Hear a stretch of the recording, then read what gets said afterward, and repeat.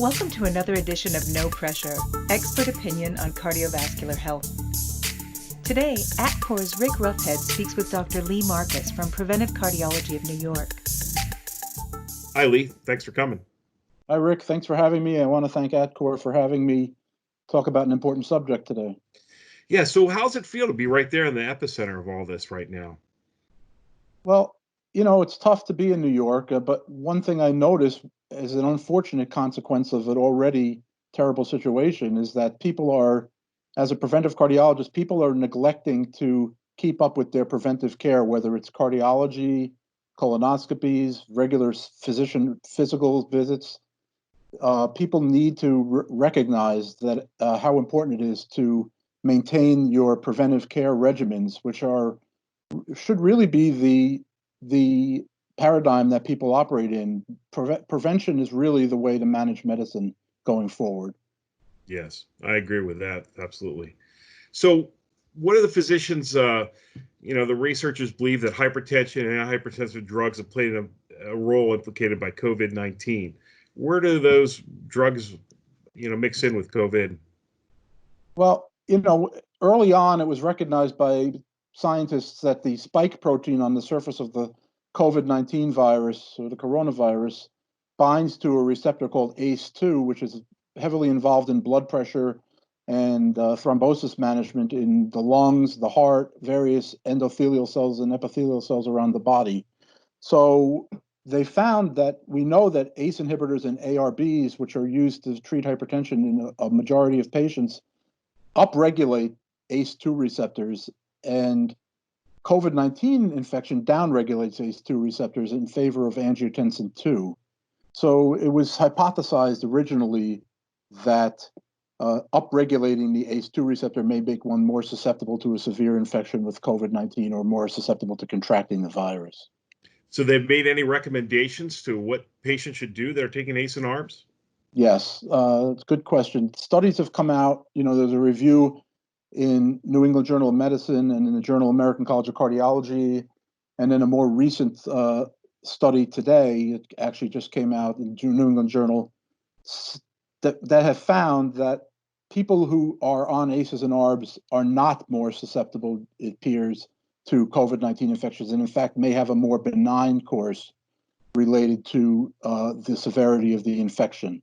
So the societies are recommending, American College of Cardiology, European Society for Cardiology, and other professional societies, that people continue with their doctor's guidance, their ACEs and ARBs and renin-angiotensin aldosterone system blockade, if they're on that for blood pressure management this time. Right.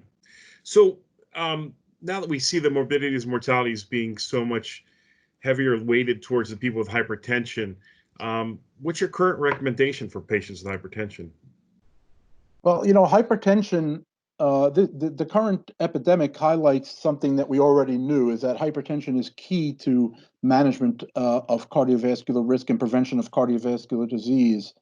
As people may have heard, hypertension is the main risk factor for severity of COVID-19 infection, Right. the others being coronary artery disease, diabetes, and I think it points to the fact that we need to really appropriately manage people with this really prevalent risk factor that kills more people worldwide than any other disease, hypertension.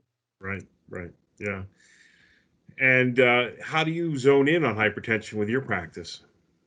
I take a pretty individualized approach to people with hypertension. I think one of the problems with managing hypertension currently is that we consider hypertension as one isolated phenotype where people have elevated blood pressure and they're all sort of a uniform population of people.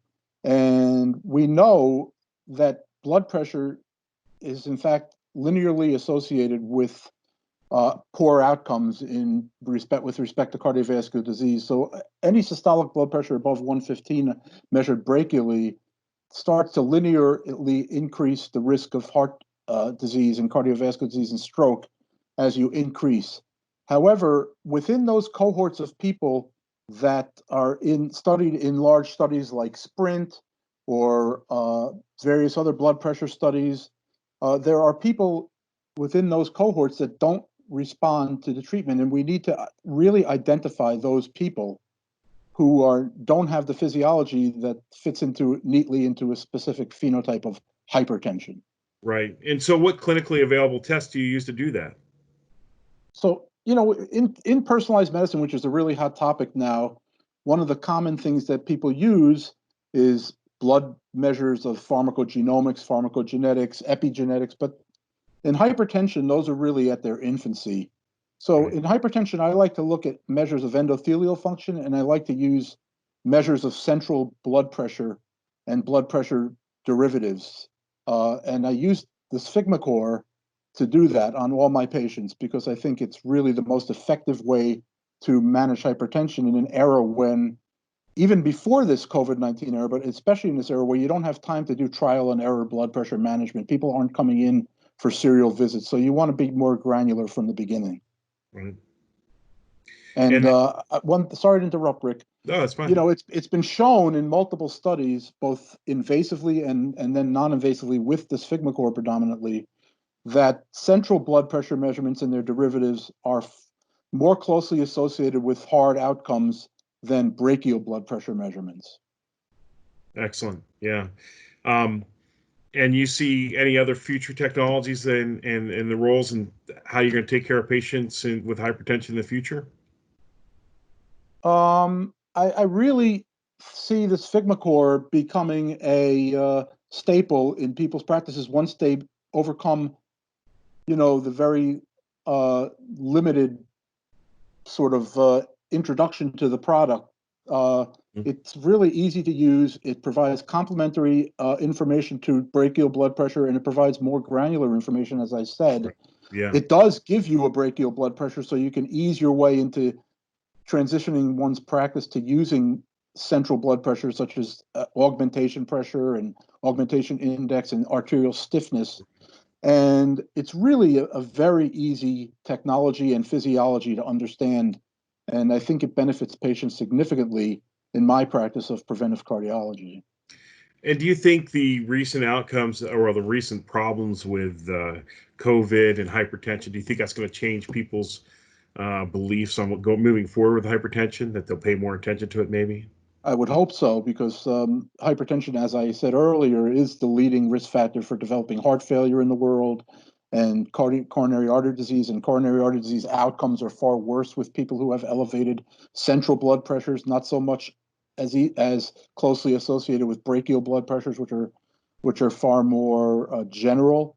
Right. So I think it's going to be really important to manage hypertension appropriately, effectively, and try to use as the appropriate amount of medications without side effects that are cardiovascular related. Right. Really get them dialed in. That's great. Well, thanks, Lee, for being here. Thanks for answering our questions, and keep our pressures low and hopefully no pressure. And thank you again. And until we see each other in person, take care. Thank you, Rick, and thank you for having me. Thanks. Bye. Thank you for listening to No Pressure from Atcor, a Cardiacs company.